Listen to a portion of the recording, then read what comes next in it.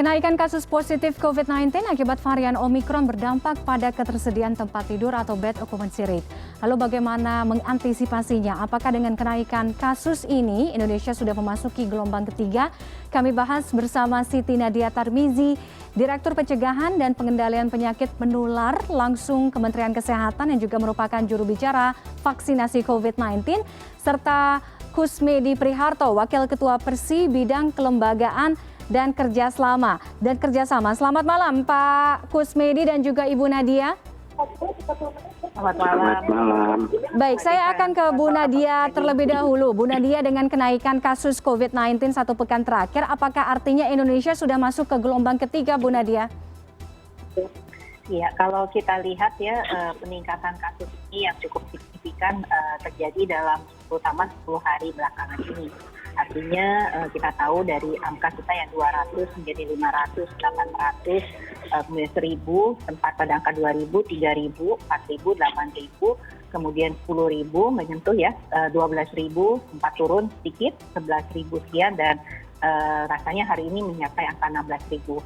Kalau kita melihat polanya ini adalah pola transmisi daripada Omikron. Nah, apakah ini artinya kita sudah memasuki gelombang ketiga? Ini kita masih terus lihat karena untuk menilai sebuah adanya gelombang epidemiologi itu ada jumlah kasus yang harus kita lihat rentang waktu ya dan berapa kali peningkatan kasus terjadi. Jadi kita akan lihat dulu ya, kita tunggu karena baru 10 hari tentunya dan kasusnya 16.000 ya. Kalau kita ingat kita pernah mencapai puncak kasus pada angka 54.000. Jadi potensi gelombang ketiga itu sudah terlihat dengan adanya peningkatan kasus, tapi peningkatan kasus ini umumnya baru terjadi terutama di provinsi-provinsi besar di Jawa Bali. Oke, peningkatan kasus ini lebih karena ada transmisi lokal atau memang karena penggenjotan tracing dan juga testing yang dijalankan? Dan lalu bagaimana juga kesiapan jika nantinya ke depannya angkanya terus mengalami tren kenaikan, antisipasinya seperti apa, Bu Nadia? Iya, yang pasti peningkatan kasus ini adalah terjadi dikarenakan kita tahu adanya varian Omikron yang jelas ya ini di banyak negara merupakan penyebab terjadinya lonjakan kasus yang sangat signifikan. Dan pola ini tentunya sedang kita lihat ya, apakah pola ini menunjukkan bahwa kita dominasi daripada peningkatan kasus oleh Omikron atau karena masih ada varian Delta juga yang menjadi penyebab peningkatan kasus ini. Tapi kalau kita melihat polanya di mana jumlah kasus positif banyak, tetapi banyak kalau kita melihat jumlah yang sebenarnya sakit berat ataupun yang membutuhkan perawatan rumah sakit itu sebenarnya lebih kecil ya kalau kita bandingkan dengan varian Delta. Jadi kalau kita lihat ciri-cirinya mengarah kepada varian Omikron ya. Artinya ini yang tetap menjadi kewaspadaan kita. Oke, bagaimana dengan ketersediaan tempat tidur atau bor kita, Bu Nadia?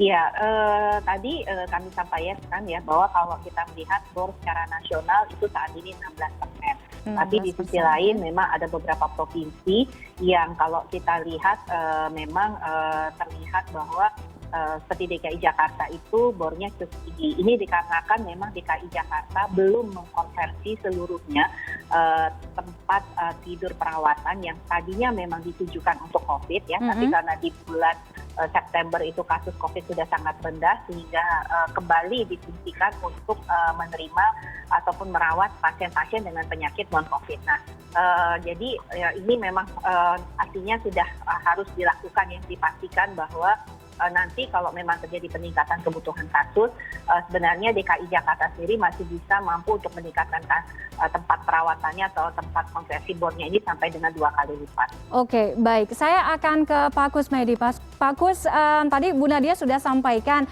bahwa kalau untuk nasional 16% kurang lebih, tapi di DKI Jakarta memang mungkin relatif lebih tinggi dibandingkan daerah lainnya, walaupun kalau di total atau dilihat belum dikonversikan semuanya. Tapi tentu harus ada strategi, tentu harus ada antisipasi, karena mengingat puncak dari varian Omikron ini diperkirakan ada di bulan Februari ini, Pak Kus. Iya, betul memang tadi Bu Nadia sampaikan, jadi kalau nasional di 16%. Kalau DKI sepertinya mendekati 20%. dengan kapasitas tempat tidur sekitar 5.300 yang sebenarnya disiapkan sekitar 11.000 untuk tempat tidur semuanya, ditambah sekitar 600 untuk tempat tidur ICU ya. Jadi untuk strategi kita memang mengharapkan masyarakat tidak panik ya dan tidak trauma dengan kondisi kejadian yang kemarin-kemarin, karena pada Omicron memang cenderung lebih ringan, walaupun harus tetap perhatian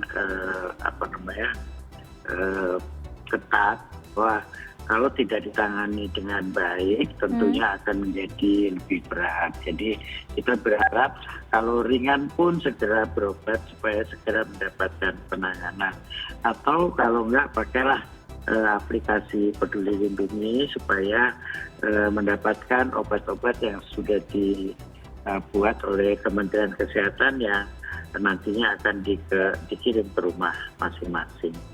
Dan memang harapan kita, karena Omicron ini biasanya lebih ringan dan tidak lama, maka turnover daripada pasien di rumah sakit itu lebih cepat, sehingga tidak menumpuk seperti waktu Delta. Oke. Artinya pasien sekarang yang dirawat atau mendapatkan perawatan di rumah sakit lebih banyak pasien yang bergejala ringan ke sedang atau sedang ke berat, Pak Kus? Ya, memang masih campur ya. Mungkin kalau dipresentasikan mungkin malah memang masih agak lebih banyak yang ringan ke sedang, karena trauma mungkin ya mereka. Karena kalau mereka harus melakukan isolasi mandiri di rumah pun, kadang-kadang rumahnya itu tidak memungkinkan untuk dia melakukan isolasi mandiri. Apalagi mungkin kalau di rumah itu ada lansia yang punya komorbid, punya anak-anak dan sebagainya, mereka juga takut kalau sampai menulari. Nah, upaya-upaya ini memang kita perlu supporting kepada masyarakat agar supaya masyarakat menyadari bahwa sebenarnya kita bisa menangani dengan lebih baik. Oke, baik. Saya akan kembali ke Bu Nadia. Berkaca pada hal ini, karena karakteristik dari Omicron itu kan lebih cepat penularannya kan dibandingin dengan Delta, dan masyarakat mungkin ketika terpapar dari gejala-gejala ini semuanya langsung panik, ya kan? Nah, bagaimana ini juga bisa meminimalisir ketersediaan tempat tidur, artinya mereka-mereka yang memang dirasa gejalanya ringan atau ringan ke sedang tidak perlu datang ke rumah sakit, tapi mungkin salah satunya selain dengan isolasi mandiri juga bisa mengoptimalkan layanan-layanan seperti telemedicine contohnya. Iya, betul sekali ya. Jadi kalau kita lihat dari data kumulatif, mungkin melengkapi tadi yang disampaikan Pak Kusmedi ya, kita pernah melakukan perawatan sebanyak 1.278. Dari 1.278 itu 159 yang saat ini masih dirawat. Tapi dari data 1.278 orang yang dirawat, itu yang tidak bergejala ada 500 orang. Yang ringan 677 orang. Yang sedang itu hanya 88 dan yang berat hanya 11. Jadi kalau kita lihat ya, seharusnya kalau kemudian banyak masyarakat yang tidak bergejala atau gejala ringan tidak melakukan perawatan di rumah sakit, tentunya beban rumah sakit juga pasti akan berkurang. Dan kita juga harus memastikan walaupun demikian gejalanya ringan, kita tetap harus menyediakan ya untuk kelompok-kelompok masyarakat yang tadi membutuhkan perawatan rumah sakit, supaya tadi bor menjadi tidak semakin meninggi dan akibatnya tidak efisiensi ya dalam memberikan pelayanan. Nah, yang paling penting untuk masyarakat, kita tahu kecepatan penularannya sangat tinggi. Artinya dengan adanya kondisi kecepatan penularan tinggi, orang akan lebih mudah tertular. Nah, ini sudah tahu pasti. Salah satunya cara adalah membentengi kita adalah dengan protokol kesehatan. Protokol kesehatan harus disiplin oleh masyarakat. Yang pertama harus kita terus sampaikan, kita ingatkan. Kedua, kalau kita tahu bahwa Omicron ini gejalanya sangat ringan, batuk, pilek, demam ringan, yang cenderung diperkirakan masyarakat seperti batuk, pilek atau flu biasa. Nah, masa seperti ini sebaiknya segera tes untuk pastikan supaya nanti kita bisa segera lebih ringan, tidak bergejala, lebih cepat isolasi dan tidak menularkan. Jadi ini yang menjadi penting, dan dia rata-rata dari seluruh kasus Omikron yang ada itu semua rata-rata sembuh dalam 3-5 hari. 3-5 hari, oke. Itu yang juga menjadi catatan tambahan informasi penting. Waktu penyembuhannya pun juga relatif lebih cepat.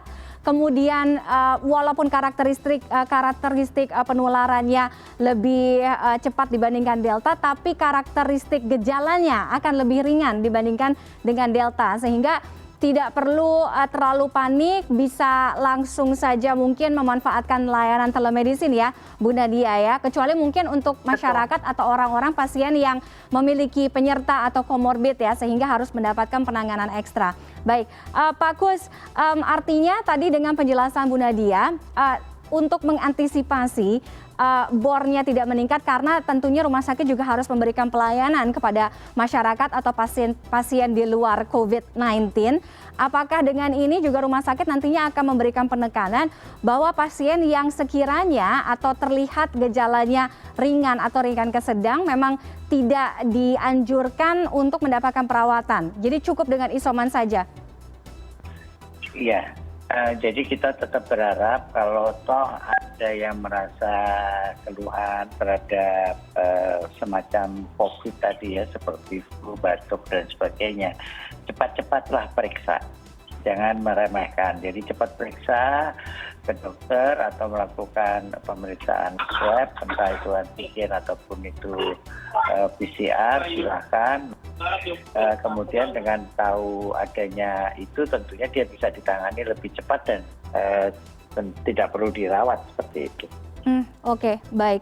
Baik, terima kasih Pak Kusmedi dan juga Bu Nadia sudah bergabung dengan CNN Indonesia Connected malam hari ini. Mudah-mudahan situasinya cepat terkendali dan masyarakat bisa menyerap informasi-informasi yang kita dapat ya malam hari ini. Selamat malam, sehat selalu Bapak dan Ibu. Terima kasih, selamat malam, Dr. Nadia.